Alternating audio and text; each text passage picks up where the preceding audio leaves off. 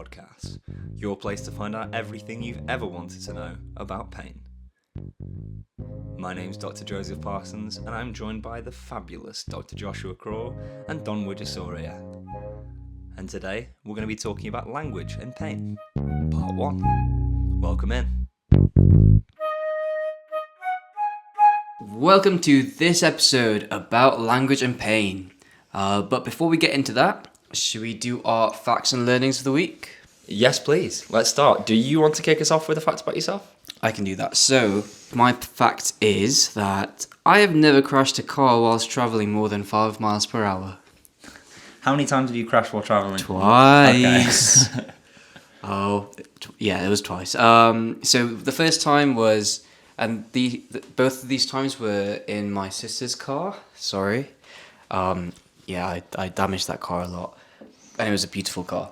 I was having a really busy day with university and assignments, and I had a practical to get to, and that was going to be marked and graded and stuff. So I was rushing to university, parking in the normal parking garage, NCP garage that I used to park in, and I had the music on really loud, as I always do and did, and I did not hear, and I usually park, I usually reverse into the parking bay, as you're taught when you're learning here in the UK. I know it's different in America, maybe. I don't know, that's not a fact. I was going head front first. Front in. Yeah, front in. And then I scratched the entire side of the car, from the B pillar, which is where the two doors meet in the middle. Yeah. From there all the way to the back of the car. And I had no idea until I was fully parked, and I was like, all right, great. I need to go do my practical now. And then I walked out, and it was, one, the car was on such a slant, I didn't realise. Yeah. And two, yes, the entire left side had gone. And the car that I crashed into or drove into was a big old Range Rover. Sounds expensive. Yes, so I called my sister in a panic, told her about it. I was nearly crying. In fact, I think I did cry.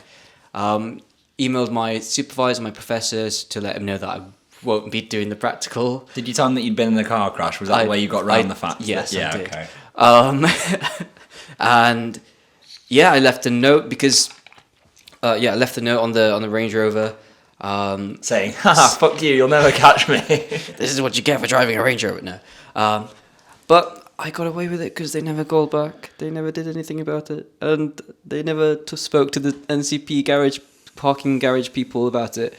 So we just had to fix my sister's car.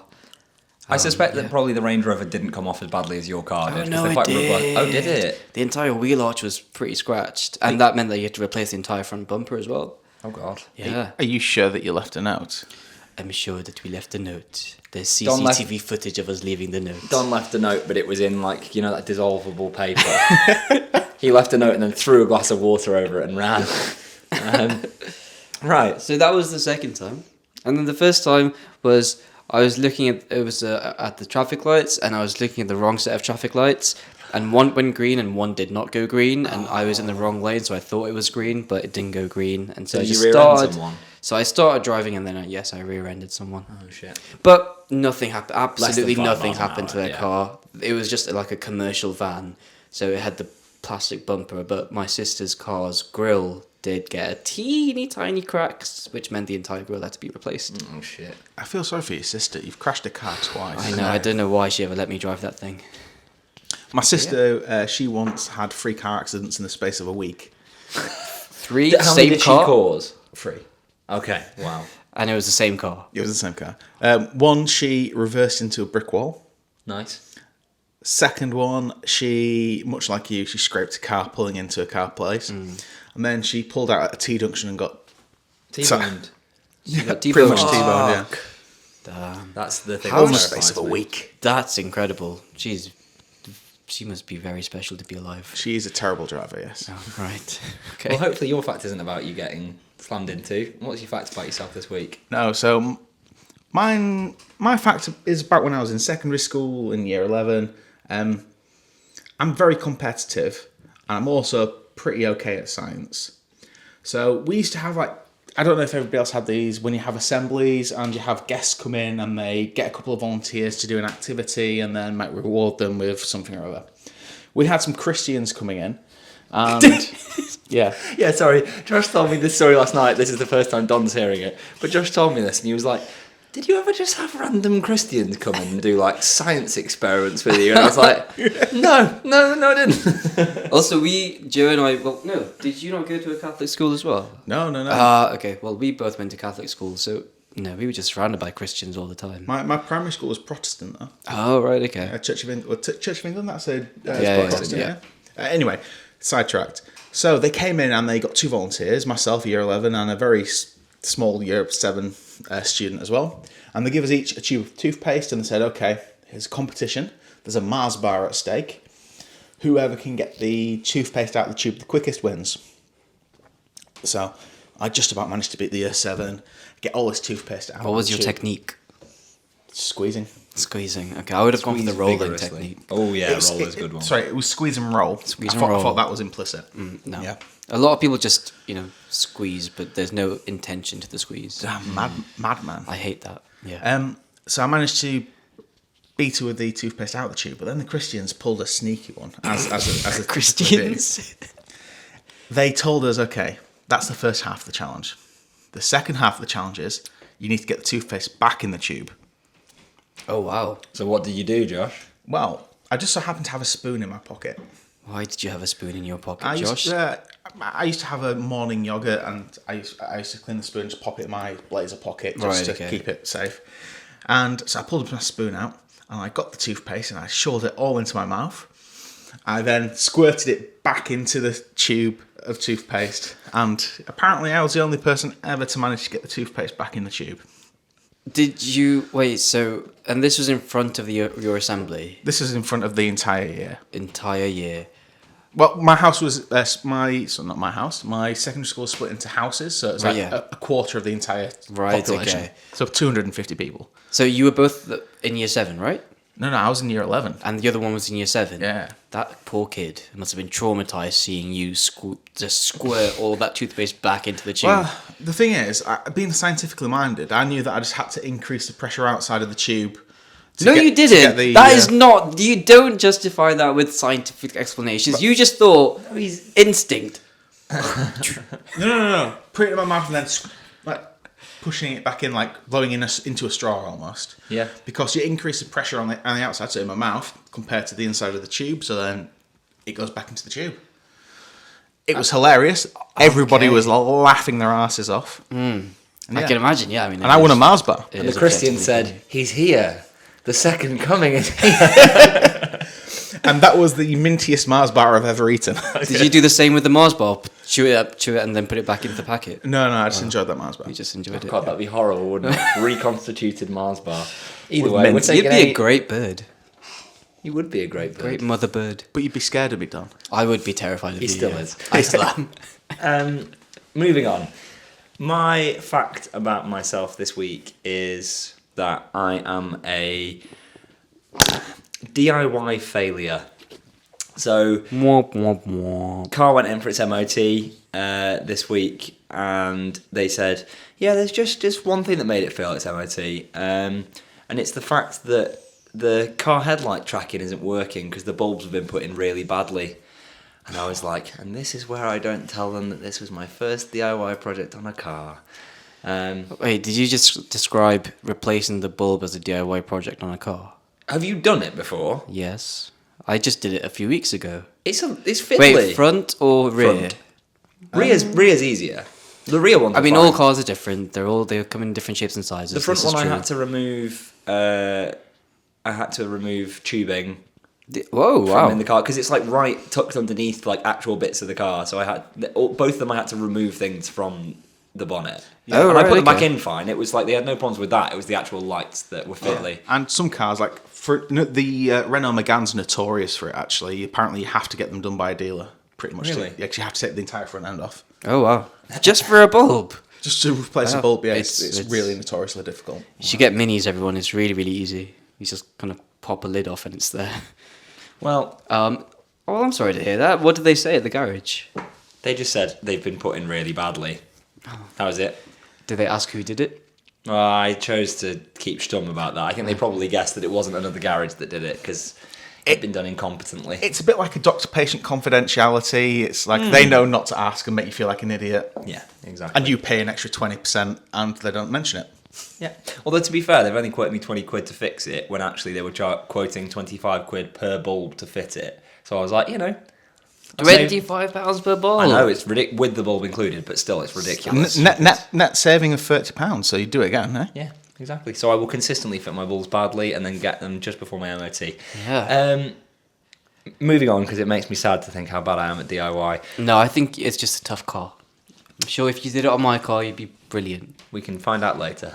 No, I don't want to test that. What have you learned about yourself this week? Yeah, I'd actually like to continue along the motoring theme, actually. This is what I've learned about myself. I recently passed my theory test for the second time. Yes. Woo! And I've been trying Owl or train? Owl or train? I don't know. That was definitely closer to train. Yeah, I think that was more of a train. So I passed my theory test for the second time. Yes, I know who passes a theory test twice. I knew someone who did it 13 times. The theory test. Theory test. They 13. passed it 13 times. Oh no! Sorry. They passed every time. It was more like a kink thing. Yeah, I got 49 out of 50. Yes. They just really like the receptionist. Sorry, no, they failed it 12 times and passed on the 13th. Well, I've got a very good success rate of passing it because I just keep passing it and then just never take my test. 200% pass rate. Which means you get one free if you go next time. You don't even have to sit the test next time.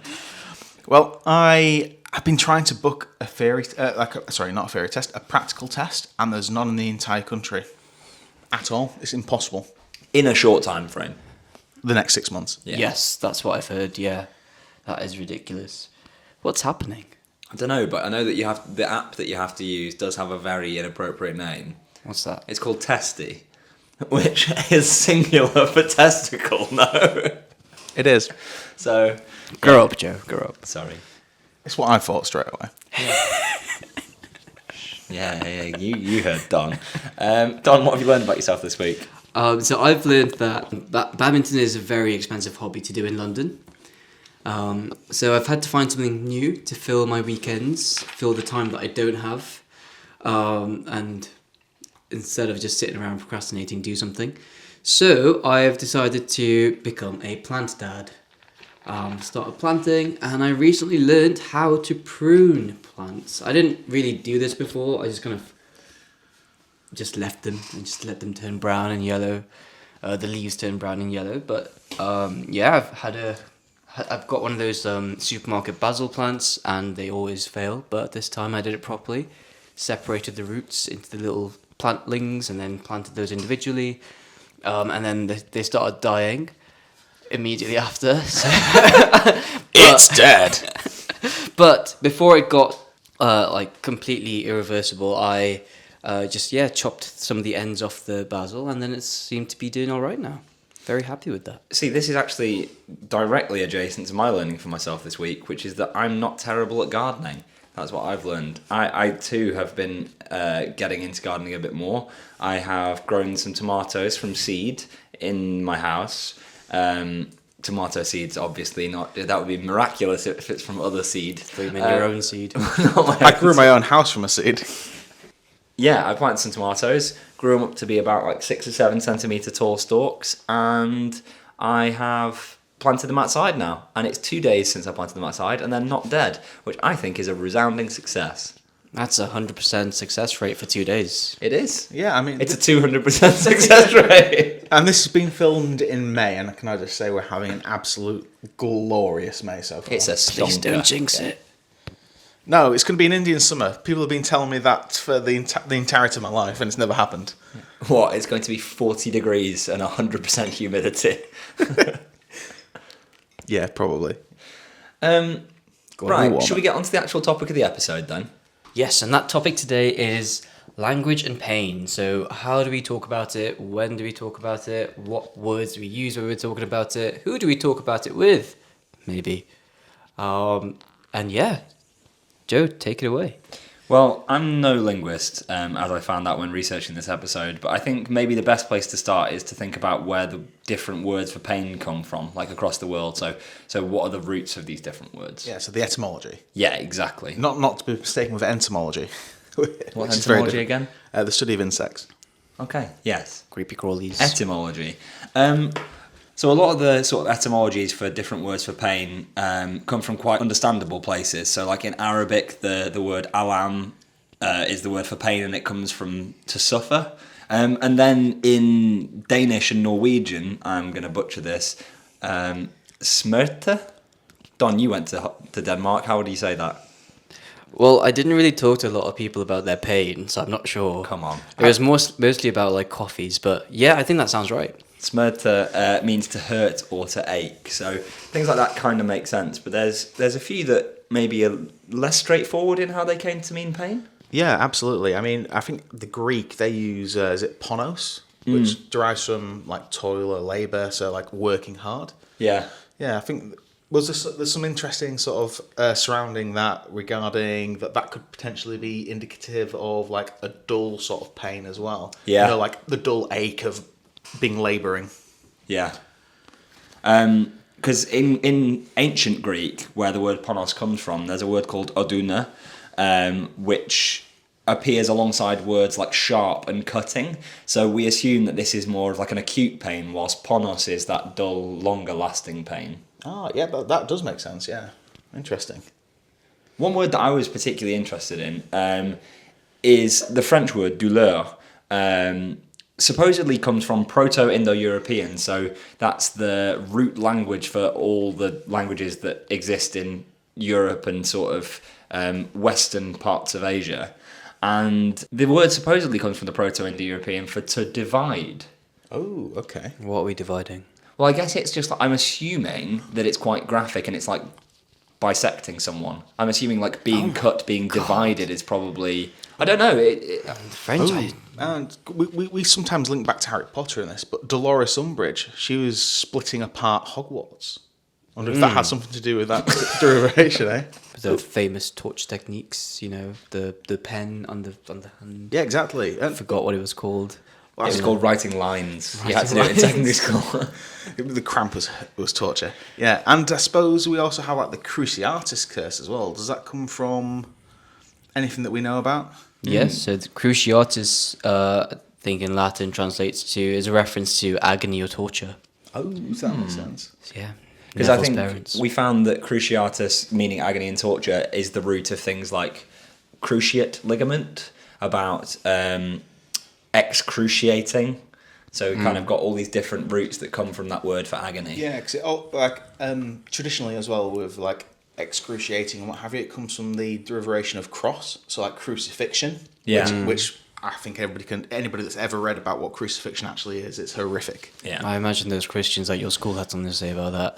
But also, I mean, I'm no linguist, but just the word like excruciating, cruciatus, they just sound painful. Yeah. Do you not think? We're going to speak about something later on, a really, really interesting paper by Maya Poncenet that talks about noises that we make in response to being in pain, and we'll get to it. But guys, hang in there for this episode. There's some interesting shit coming. Ow, ow, ow. Josh, obviously, I think we've mentioned in previous episodes that you spoke a bit of German back in the day. Just a little bit, yeah. Do you want to talk us through the German word? That's got quite an interesting etymology as well. Yeah, absolutely. So the German word Schmerz, which is from the Proto-Indo-European, means to bite or to sting. And interesting enough also with the German words is that there's the word smushtig, which sounds... What? Smushtig, which sounds very similar to Schmerz, but that means like dirty, unclean. So yeah, it sort of goes along So the those pain lines is dirty and unclean. Exactly. It's It's definitely a negative thing. Like, again, it's that kind of... Yeah. Outside in kind of thing. So something external becoming internal. Yeah. Yeah. Yeah. I mean, the most basic German words for hurting would be like tut, like tut weh. So like it hurts. So like meine Beine tut weh, which would be like my leg hurts. Right. But like tut, it's like tutting at somebody. That's also got sort of like Yeah. negative connotations, although maybe not in German. I'm not sure any of these etymologies that Josh is coming with have actual links, but he's. I'm just making them up as we go. You know what? I feel like Josh is doing exactly what the authors of these books did. It's all probably just bullshit that we've all just been conditioned to. Like, this sounds like this sounds like this, and that's why this comes from this place, but who knows? Fair But play. it's very, very interesting to think about. Do you know what is the most interesting word that I discovered when I went through every language on Google Translate to try and work out what the word for pain was? In Malagasy, the word for pain is paininthepodcass. Sorry, did you want a Fanta? Yes, a Fantanina. paininthepodcass. Okay, I need to read that. It's So FANAINTAINANA. Sounds like you're trying to get a old moped started there, Joe.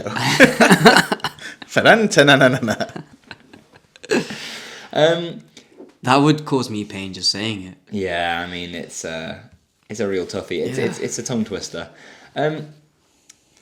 That's just kind of the origins of a few different words about pain. And you can see that the majority of them kind of come from obvious roots, like to suffer, agony, bite, sting, that kind of place. But we looked at the etymologies of some other words related to pain. So I think we looked at some names of medications.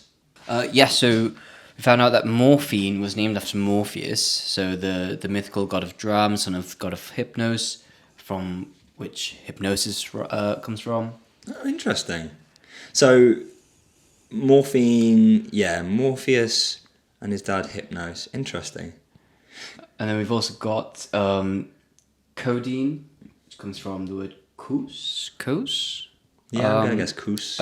Which kind of means a cavity or object of spherical shape. Do you know why that is? Please do tell. So, I feel like you know. Homer, as in... Simpson. Yes. Homer, as in of Greek fame, compared the decapitated head with the head of a poppy in his famous great poem, the Iliad. And so kous, from that, this idea of decapitation or cavity, became kodeon and then codeine. Wow. Codeon sounds like a Pokemon. Codeon. I choose you. But yeah, so that's particularly interesting. And narcosis, so thinking about drugs, when we talk about like narcotics, that comes from a Greek word called narcosis, which means a state of unconsciousness or drowsiness that's induced by a drug. But that in itself came from the word narku, which means to grow stiff and numb, which came from the word narke, which means a temporary decline or loss of senses and movement. So it shows like there's this really obvious path of how we've gone from this kind of lack of sensation all the way through to drug-induced kind of reduced consciousness and function. Yeah, I feel like we need that lady from Countdown, don't we? She could give us some good etymology. Susie Dent. Yeah. You know what? When we reach the point where we've got guests of the calibre of Susie Dent, as publicly famous as Susie Dent, that's when we'll know we've made it. I guess are great, but maybe But not as quite well publicly now. famous, exactly. Yeah. Episode 100, you've heard it here first, Susie Dent will be a guest. I'll do everything within my power. Yeah, within my minimal power. Legally speaking. Yeah. One last thing I want to touch on when we're thinking about these etymologies is the sort of direct route from which we in English got the word pain. Okay. So pain comes from Old French, from another word, pain, spelled P-E-I-N-E. So not bread. Not bread, no. Okay. That word in Old French comes from poena in Latin, which means penalty, and also a Greek loan word, poina, which also means penalty. So it's like a penalty or a punishment that then led to this word in French that also meant penalty or punishment, which we then translated to our current word, pain. Oh, so almost like pain being the punishment for whatever you've done to cause it. Yeah, exactly. And we spoke way back in episodes 1 and 2 about the impact of kind of older religions, and people often felt like pain was a divine retribution, effectively. It's really interesting that you talk about that we're kind of discussing the etymology of these words, because it kind of just got me thinking, I don't know, maybe 25 or maybe 50 or maybe even 200 years from now, do you think people would be thinking about the etymology of words like Riz? Yeah, I mean, it's golly, right? In the same way that Susie Dent already is looking at these etymologies. When she talks about like words that are added to the Oxford English Dictionary, she's already chatting about where they came from. So we might not even have to wait. On episode 100, we might learn where the word Riz came from. Episode 100, that could be quite far into the future. Hopefully, Riz is completely being made Phased out by then. What do you think is the worst one of all these Gen Z? Skibbity. You even said it wrong. That just shows your age, Josh. I'm a man in my 30s. I've got no time for skibbity toilets. Try and say it again. What do you think it is? Skibbity. Okay. Is that right? I think you said skiddaby or No, something. he said it right. Did you say it right? Yeah. Oh, it just didn't sound right because I think they put a lot more emphasis on the biddy, so skibbity. I'm sorry. Is that any different to what you said? You're still in your 20s. Like, it's like we're speaking different languages, Don. Yeah, okay, I'll take that. I speak Malagasy. Fantain and Where is Malagas? I don't know where Malagasy Is it comes like from. Malaga? No, because that's in Spain. That's Yes, I either know. really smart or the dumbest thing you've ever said, Josh. Oh my god, please be It's smart. Madagascar. Madagascar. That was Malagasy. literally going to be my second guess. Damn. Well, there you go. Before we kind of move on, I think what the next part of the episode we wanted to talk about the definition of pain from the International Association for the Study of Pain, which is where we get our standardised definition of pain. But first, I have a game for the two of you. Ooh. Another opportunity for the scoreboard. So the way in which this is going to work is that I am going to tell you a language and the literal translation of a sentence that either contains pain or is related to pain. Okay? And you're going to guess what the meaning of the idiom is. Okay, so it's idioms and we're trying to figure out what it means. Yes. Okay, that sounds reasonable. Are you ready? Is this in a language that I'll read translates English. idioms well? We'll see, won't we? You can decide how well the idiom's translated. Okay. So, in Russian, the direct translation of a English idiom is, without effort, you can't even pull a fish out of the pond. And so we're meant to say that You're meant to tell me what the English idiom is that is the equivalent of. without effort you can't even pull a fish out of a pond. Well, remember, that was verbatim. It's shocking how badly I remember what we do in these episodes. You get a guess each. Wait, so do we have to come up with the English idiom or Yes, just what it English means? idiom. Okay. This one is an idiom. I'll let you go first this one. Well, it's not even an idiom, it's a saying. It's a saying. You can't teach a man to... No, that one, the one about teaching a man to fish. Okay, teaching a man to fish. That's exactly the one I was going to say. Teach a man to fish, he eats for a day. That's the one. No, give a man a fish, he eats for a day. Teach a man to fish, he eats Yes. forever. No, it means no pain, no gain. No points for any of you. The fishing man was too on the nose about the fish. I feel like it was, Yeah. yeah. That's 0-0, okay. Okay. This one is not an idiom. You're trying to work out what the literal translation in English is. So I'm telling you the literal translation. You're trying to work out what it actually is meant to mean. So it's an idiom literally translated. You're trying to work out what they were wanting it to mean. Okay. In English. Okay. I only did Turkish pre-holiday in Istanbul for a very short time, so apologies in advance for the I don't know pronunciation. that idiom. It's ik göz ağrım, which means the first pain of my eyes. What is the first pain of my eyes? Oh, something ugly, something horrid, something horrible. You're seeing something horrible. So, the first pain in my eyes. What would you call the first pain of your eyes? Do these include trick questions? Nope. Oh, okay, it's not that then. I want to change my answer. Okay. I think it's the pain when you open your eyes in the morning and like it's bright sunshine, you open the curtains sort of thing. Million miles off. Say it again one more time. The first pain of my eyes. Listeners, if you're not driving and you're just, listening to this whenever you can, if you want to put in the comments what you think the answers are, that would be good as well. It'd be interesting to see what you guys think. Is it something to do with being born? Ooh, it means first child. First Your child. first child is the first pain of your eyes. I'm going to give him a point for that. I don't think that's a point. I don't think that's you know worthy of a what we'll point. do is, if it's a draw between you, Okay. Don will win based on that. He's on half a Okay. point. Okay. Half a point. An imaginary half point. Exactly. Okay, so the next one is going to be a Telugu, I think that's how it's pronounced, an Indian language. There's going to be a phrase literally translated. You tell me what it means in English. The phrase translates to, how does a baby crow know the pain of getting hit by a stone? It's lost. Sorry, that sounded so sad. How does a baby crow know the pain of getting hit by a stone? What does that mean? Um, You would say it to someone. and this is related to pain. No, Oh, it has pain in it. it has pain in it. As in, how Yes. does a baby crow know the pain? I think it's like when you receive shocking news. Okay. I think that this is a sentiment towards being spoilt, and that you've not had to work for something, so you don't know how hard it is. You know what? It means you're inexperienced and don't understand the repercussions, but I think, again, you're close enough. That merits half a point as well. Okay, so all those half points were completely redundant because now we're on level playing field. Yes, precisely. Right, next one. We're going to Italy, and I'm going to attempt to say this because I'm more likely to get it slightly less inappropriate.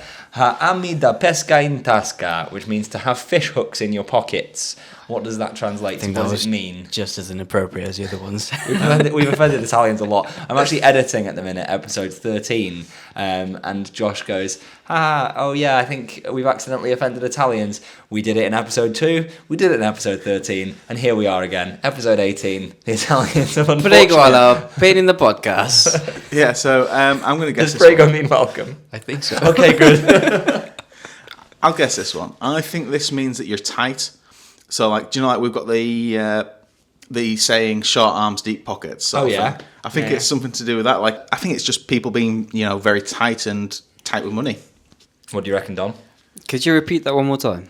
Ami da pesca in tasca, which means to have fish hooks in your pockets.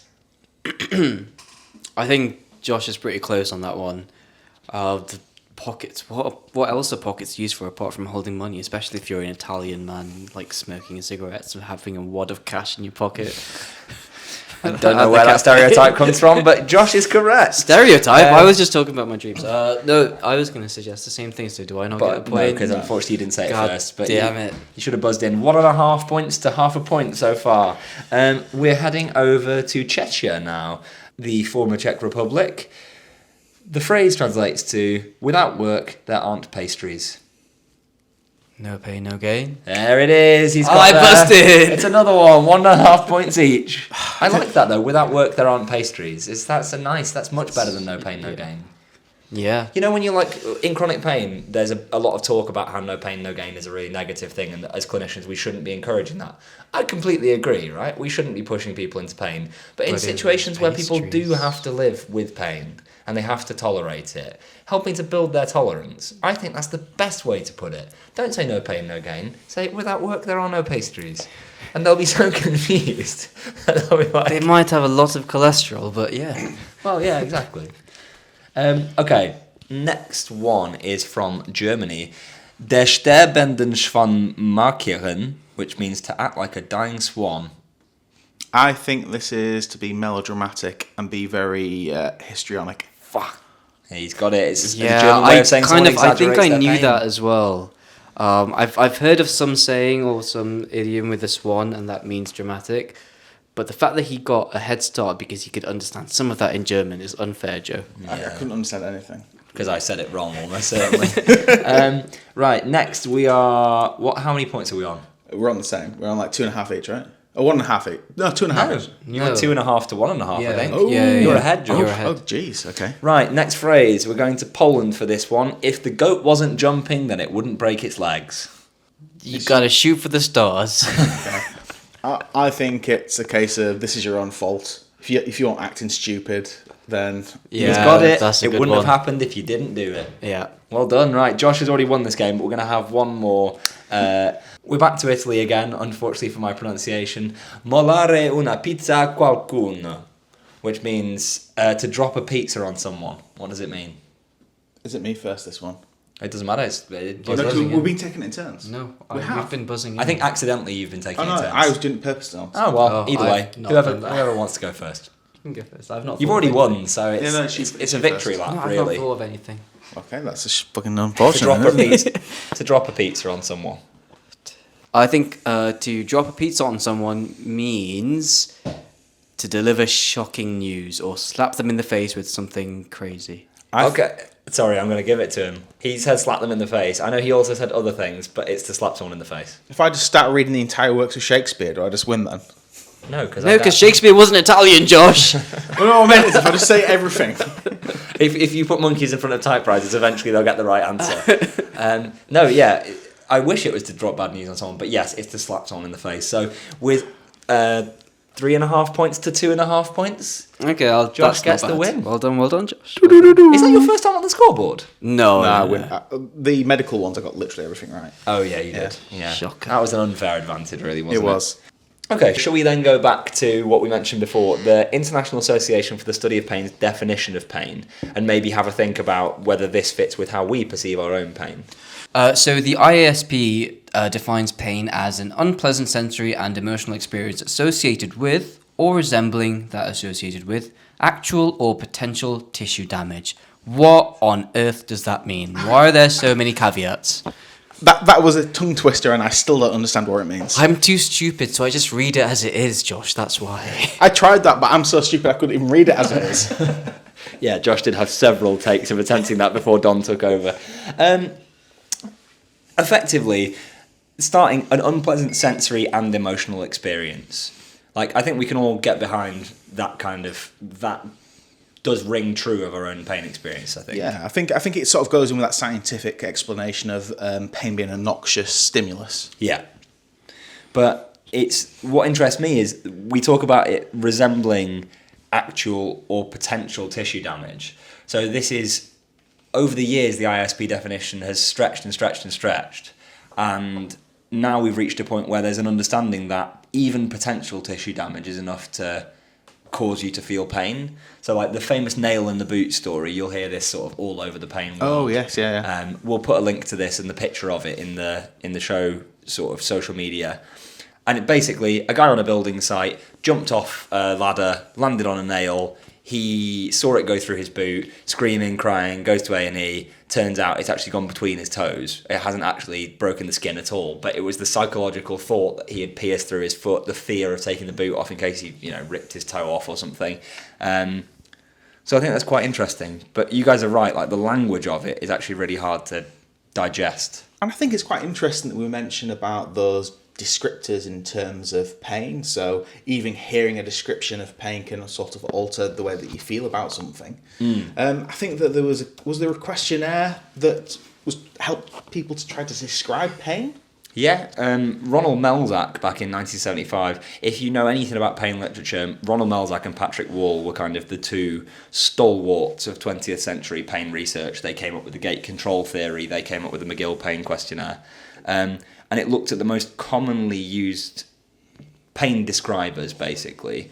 And it helped to group words into different categories. And then it gives you a score based on how the pain feels, how the pain makes you feel, and what are the emotional and functional impacts. So it was that way to fully characterise someone's pain without them having to come up with the words themselves.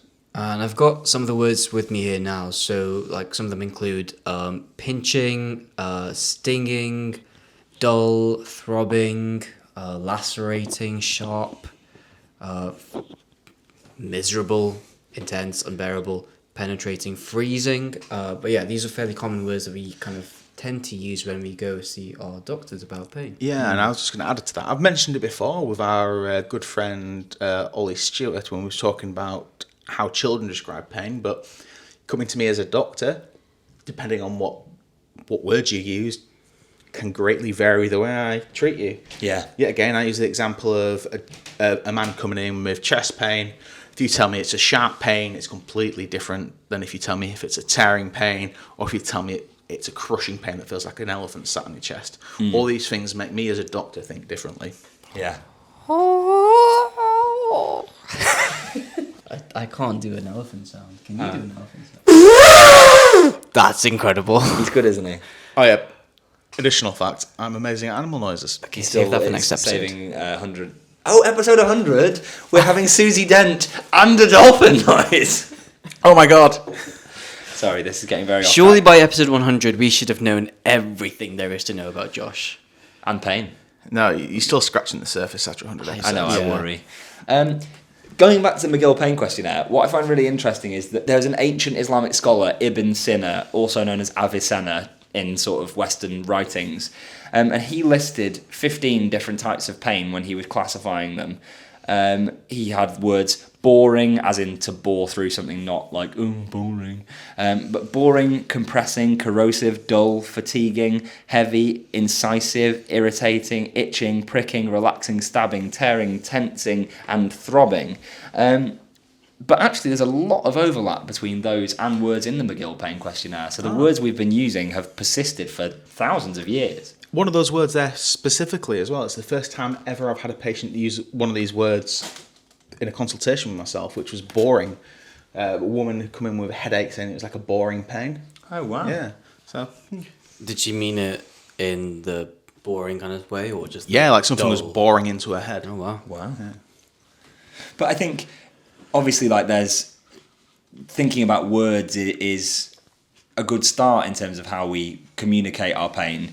But I think often we turn to metaphor, and we'll shortly hear from Professor Eleanor Semino from Lancaster University, who talked to us about her work with pain and metaphor. But we found a little bit in our own research, haven't we, of different ways people kind of create metaphors for their pain. Yeah, so some people might mention it as like a personal attack. So it feels like someone's hitting me, it feels like I'm being tortured, or it's like a inside someone's just flicking a switch or something like that. Yeah. They're quotes from a study by Jasmine Hearn at Manchester Metropolitan University, which is where I'm training to be a physio. And within that paper, she says that often when we're trying to communicate, we try and describe things in ideas that people can empathise with. So you might say, well, it's like pins and needles, but it's a bit harder, a bit more intense. And then it's like there's this lightning strike that's taken away your leg, or yeah, the pain in my knee is like toothache. I think comparing pain to universal experiences or relatively universal experiences is something we often lean towards when we're using metaphors to describe pain. And do you know one which I take quite seriously is when in the emergency department, for example, if a woman tells me it feels worse than childbirth, like I think that's a sort of a universally known sort of like childbirth's horrific. It's one of the worst things that you can go through naturally in terms of pain. So if a woman who's been through childbirth several times naturally tells me that it's worse than that, I think we have to take that seriously. Yeah. Speaking of pregnancy, Josh told me one of the most interesting facts I've ever heard last night. Yeah, so this is a second-hand fact. I remember seeing it from an episode of QI years and years ago. But apparently, during the Second World War, spies were so good that it was almost impossible to tell if they were actually the nationality. So if an English spy was in Germany, they can speak such good German that it's almost impossible for them to tell if they were actually English. However, if you're a female spy and you're pregnant and you're in labour, it's apparently incredibly difficult to not scream out in your native language. So there were actually documented cases of spies being found out because they was giving birth and then couldn't help but shout out in their native tongue. That's really interesting. I kind of get that because, yeah, for most people, for most bilingual people, their initial reactions are usually in their first language. Yeah. Yeah. The most, I guess, primitive responses are usually in their first language. I wonder if you became, like, say that you left your home country when you were 10 years old and you lived somewhere else for 50 years, I wonder whether you'd still shout in your original language, whether it's dominant or first language that you shout in. Because, like, maybe if those spies had been such deep cover that they actually spoke German more fluently than they did English, would that change their brain in a way that they start saying it in German? Or is it your first... Well, my question is, Joe, your fiancée is from a different country, with English as a second language. If she was to stub her toe, would she shout out in her native language, or? Yeah, but I think stubbing your toe and... Oh, well, she'd say it in English, but I think stubbing your toe is different from a human being... A cantaloupe melon being passed through a hole that should not be the right size. Yeah, something like that. Yeah. Yeah. And as Josh and I both struggled to come up with a less unpleasant euphemism for giving birth, Jasmine Hearn's paper also talks about struggling to find adequate terminology. So one particular person's quote trying to describe their pain was, this is the sentence they said, "It's fuzzing, burning, tingling, it stings, it changes all the time, it's never the same, it feels like something's crawling inside you, just horrible." And I think we've all been in that position where we've been trying to communicate our pain to other people, and because you can't put the right word on it, you just try kind of throw everything that feels sort of semi-relevant just to give them a little bit of an idea of what you're going through. Yeah, and it's difficult clinically is that I try not to put words into people's mouths. Yeah. So if I go in and say, "Oh, is it tearing pain? Is it sharp pain?" I don't want them to think, "Oh yeah, okay, now it's tearing pain." But what do you do when they don't really know how to describe it? Maybe it's because of a language barrier. Maybe it's just because of a lack of experience, like feeling that sensation. Maybe it's a new sensation to them, so they don't know how to describe it. How do you go about letting them know what kind of terminology to use? Well, if it's that bad, I treat the symptoms first. Right. So if it's an acute setting, well, this is a podcast on chronic pain, but if it's an acute setting, I would give IV morphine. Right, okay. If the pain's that bad that they can't even articulate how bad the pain is and they look like they're in a lot of pain, I'll get the pain under control, then they can think a bit more lucidly, hopefully, without that distraction of that horrific pain. If it's chronic pain, it's even more difficult. Yeah. We talk about the WHO pain ladder, but it's about getting control of the pain so that the person can think straight. Yeah. So I don't know about you, Joe, but like when I'm in a lot of pain, my thinking is definitely sort of compromised. Yeah, and my ability to communicate as well, it just falls through the floor because I'm not able to think, I'm not able to provide the language that I want to provide to the person in front of me. A shameless plug for episode 10, we spoke about how to get the most out of your GP appointments, and when you really struggle to communicate in the moment, we created a template that you can find on our social media where you can fill it in to describe how your pain is, and it gives you sort of fill in or tick box sections where you can answer everything that your doctor will want to know about your pain. It answers all the questions they might have for you. So if you do struggle communicating in the moment, why not take an opportunity when you're sort of on a better day to pre-fill some of the elements about how your pain affects you or things, so that the next time that you have a situation where you're struggling to communicate, you've already done the legwork. 100% agree. And with that 7-minute window that the GP's got to see you, it's essential to get the most you can out of it. Yeah, definitely recommend. I think I've started doing that. No, in fact, I have definitely started doing that. Just taking notes into a GP appointment. Wow, Yeah. Okay. Just because I'm really bad at articulating what I want to say and saying it in a timely manner. So yeah, just having like a little list or tick boxes of what I want to say just speeds the entire process. And that's from working on this podcast. Yes, it is. Wow. Going back to some of the metaphors about working with pain, what I find really interesting is there's a researcher called Stella Bullough, and she works on a project about endometriosis specifically, like linguistics and endometriosis. And it's really interesting. You get very specific metaphors to describe endometriosis that you don't really see in other settings. Yes, so some of the kind of metaphors used to describe endometriosis go as feeling as though they have a ball blown up inside their stomachs and it feels ready to burst. Their uterus feels heavy. They feel like they're being stabbed by 1,000 tiny men.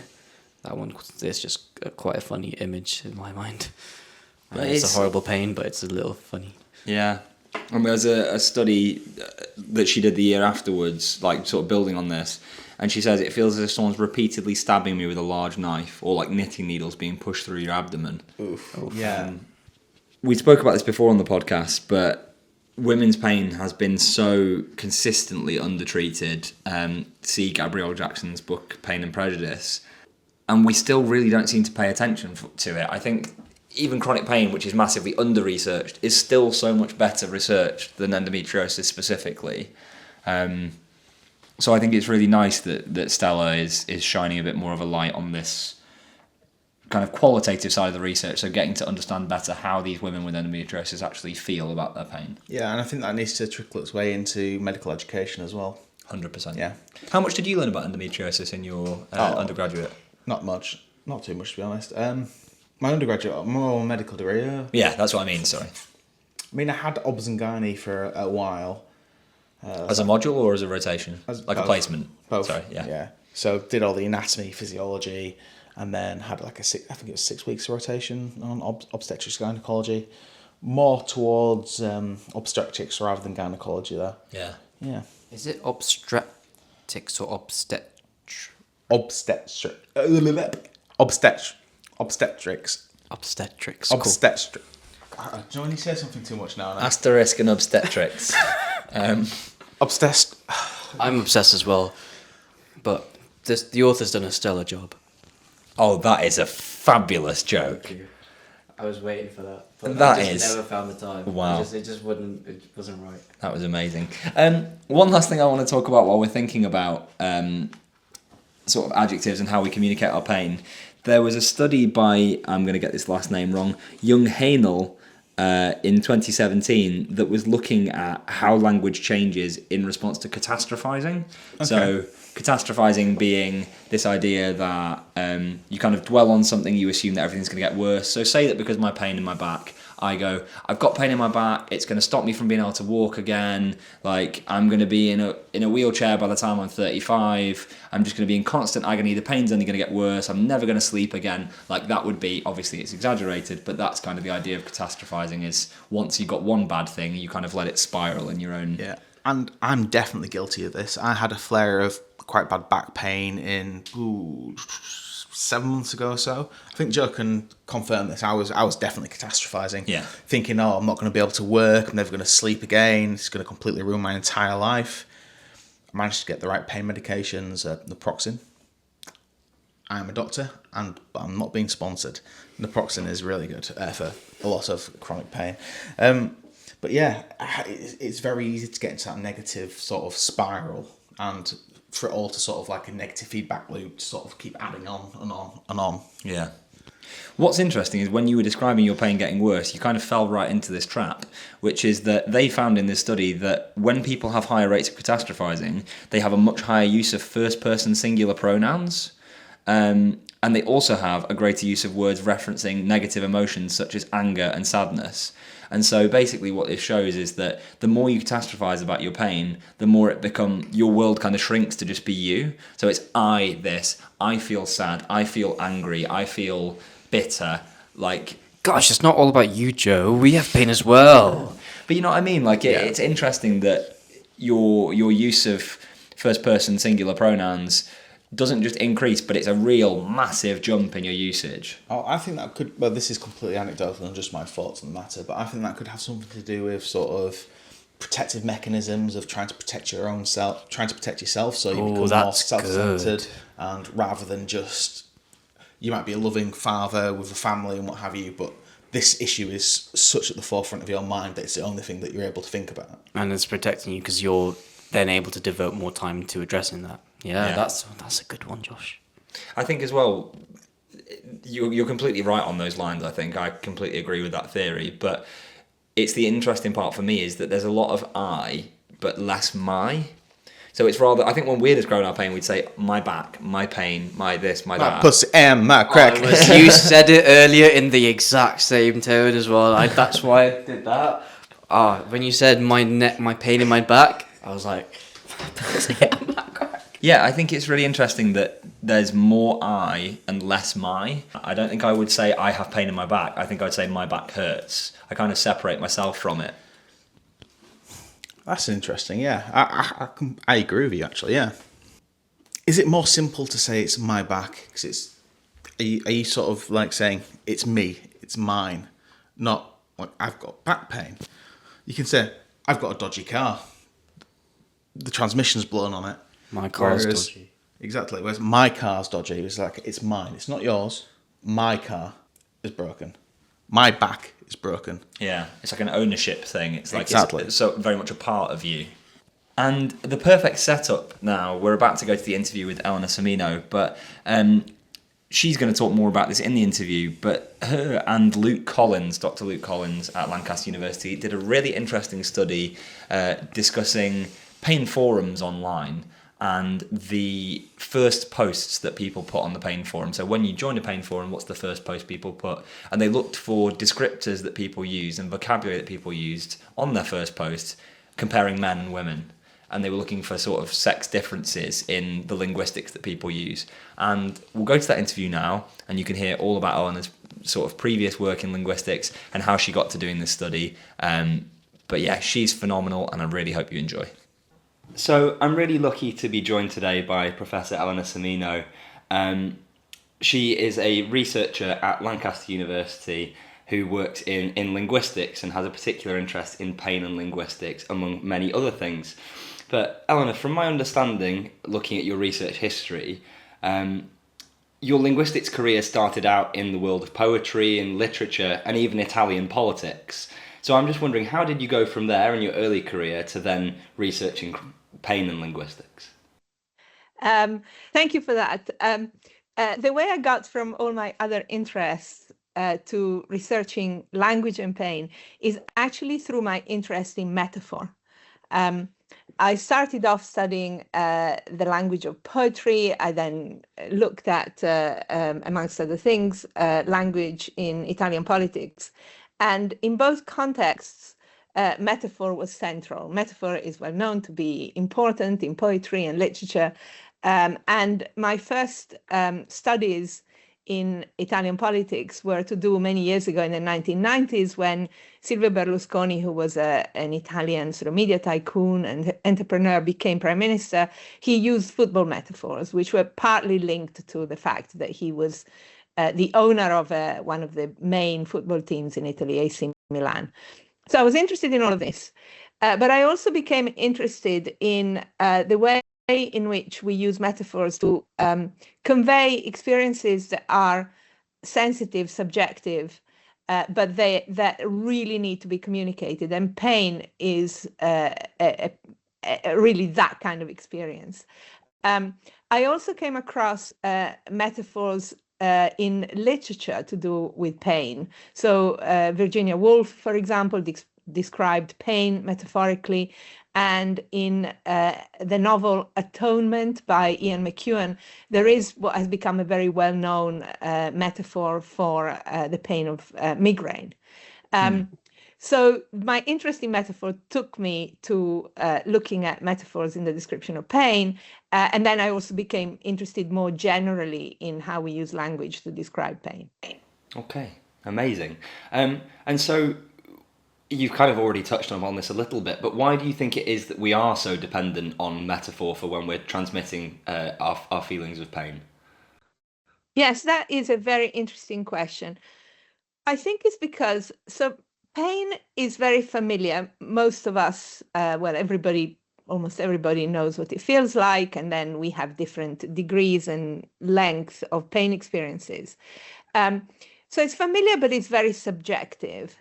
And subjective experiences are not easy to express in language, and that applies generally. So how does it feel exactly to be in love with somebody, or to be really happy or really sad?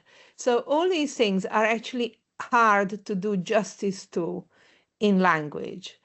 And pain is one of those subjective experiences. How do you do justice in language to what exactly your pain feels like?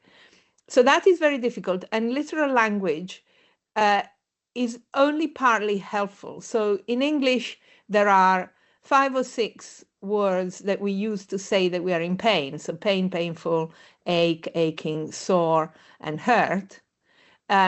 But they're generic, right? They say that you're in pain, but they don't say what the pain feels like. Of course, you can express intensity. You can say it's really painful, it's terribly painful, but that still doesn't convey what pain specialists call the quality of the pain, what the pain feels like. To do that, we use metaphors, and often metaphors with causes of physical damage. So we talk about a burning pain in our stomach, a stabbing pain in our leg, a splitting headache. So metaphors are useful in trying to convey what the pain feels like. And so one of the studies that you did, I think it was back in 2017, was looking at, you collaborated with an artist to create these things called pain cards, and these were given to people in a waiting room of a London pain clinic, images that might help them stimulate conversation with their clinicians when they take them into their appointments. I was wondering what sort of things you found out about that study, that kind of combination of visual and linguistic communication of pain, and do you think that could be something that we apply more broadly across pain settings? Yes, so the pain cards were actually created by Deborah Padfield, an artist, in collaboration with pain clinicians. Before I became involved, I actually got interested in what Deborah and her colleagues were doing, and then I became involved in the research. So the idea of the pain cards was precisely to try to go beyond purely linguistic verbal descriptions in communication about pain. So Deborah worked with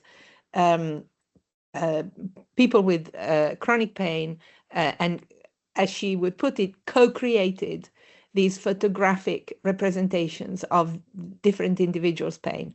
And then when I became involved, it was because, again, Deborah and her colleagues had experimented allowing people in a specialty pain clinic in London to take some of these pain cards, select some from a large set, and then take them into the consultation with them. Now, I was interested because, amongst other things, the images were mostly metaphorical. They might include sort of images of blades, hot blades touching the body, or rotting apples, or the patient, the person as a rag doll, for example. They were metaphorical. So what did we find when people were using the pain cards in consultations?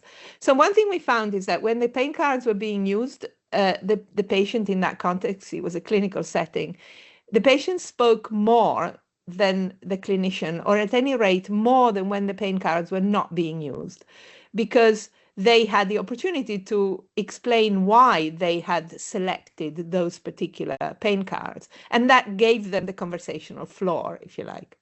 Then what we also found was that the pain cards were primarily used to do two things. One was to express what the pain felt like, which goes back to what I was saying before, because some of the cards had, as I say, representations of different kinds of harm to the body or electric shock.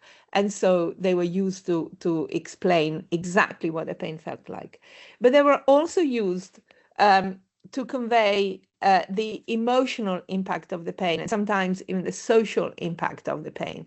So, for example, one person chose a card that has a rag doll sitting on an armchair, and then this person goes on to say, I picked this card because this is when I feel like a rag doll, and then goes on to talk about two things. One, how they feel guilty about lying to their friends for turning down social invitations because of the pain, inventing some other excuse because this person feels that talking about the pain would bore their friends. But the other one was also to say, this person says, these are my I've had enough day when I wonder about the point of life. So it goes from this ragdoll to the person as a metaphorical ragdoll to feelings of guilt and possibly hints of suicidal thoughts that actually are a major emotional disclosure. And what we found was that there is more emotional disclosure around the pain cards. That's incredibly interesting. It just shows you, doesn't it, that kind of prompting of thinking about things in a different way, and perhaps these people maybe, I know from my own point of view, I think going to different pain appointments, you end up giving the same story and kind of repeating, and you learn a bit of a narrative. So actually breaking out of that narrative, those pain cards are really valuable. And just one final sort of discussion. So your research took a slightly different turn in a paper that you published in 2024, and that was looking at a pain forum. So I think it was the Health Unlocked forum, am I right? Yes. The Pain Concern Forum, yeah. And so that was looking at how males and females on the forum use different language in order to sort of engage with the forum. And I was wondering if you could talk a little bit more about what you found in that study. Yes, so we looked at the opening post, so people's first posts on the Pain Concern Forum that is hosted by Health Unlocked. I should say that these are all people, we were only given data from people who, when they registered for Health Unlocked, ticked the box that said, I am happy for my contributions to be used for research purposes. And of course, all the data was anonymized even when we received it. So we looked at the first posts of people who, when again they registered for the forum, they had either ticked the female box or the male box. Obviously, people don't have to do that, and there are other options, but we wanted to compare those two sets of people. And we used a particular computational linguistic technique to look at the words that characterize the first posts of females and the first posts of males. And what we found was, obviously, there is a lot of shared vocabulary to do with how you describe the severity of pain, the temporal aspects of pain, the quality of pain, etc. So there are a lot of similarities. But there were also things that people describing themselves as females did more than people describing themselves as males. And what we found was that the people who described themselves as females had a sort of wider vocabulary, distinctive vocabulary for pain, both in terms of what it felt like, for the emotional side of pain, using words such as desperate, for example, and for the severity and temporal aspects of pain. And we also found that sometimes the differences between the males and the females did correspond to sort of what we might describe as gender stereotypes. So the males talked about trying to be strong and not crying, for example, whereas the females did talk about crying, but also trying to smile to hide their emotions.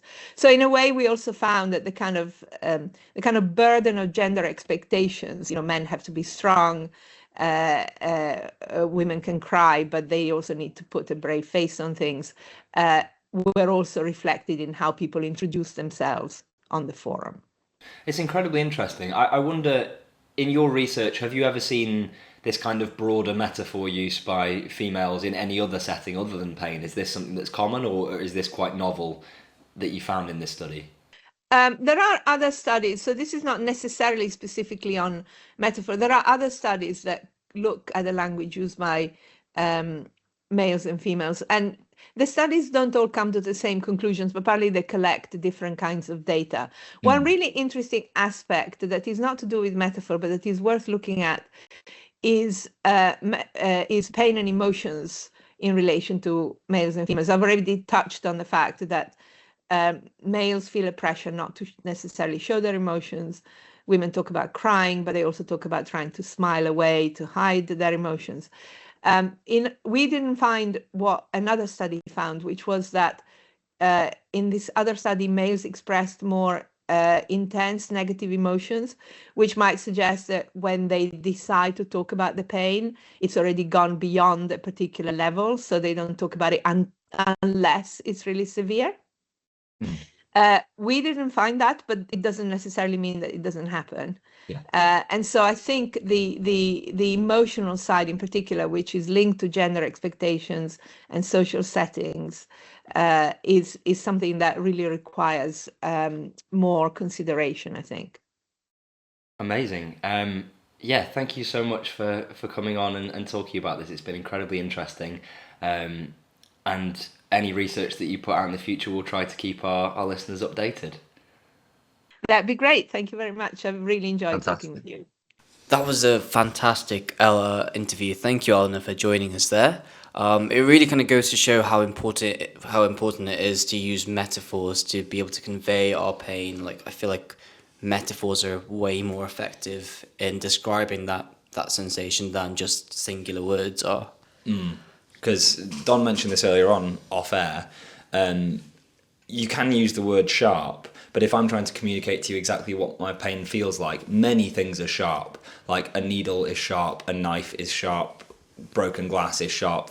edge of a kitchen counter is sharp, but the way in which they would hurt you, the sensation that they would create is obviously very different. Yeah, it's kind of about having that universal point of reference. So yeah, everyone's scales are different, but if we can all agree on one end of the scale being exactly where it is, then we can kind of identify where the pain is.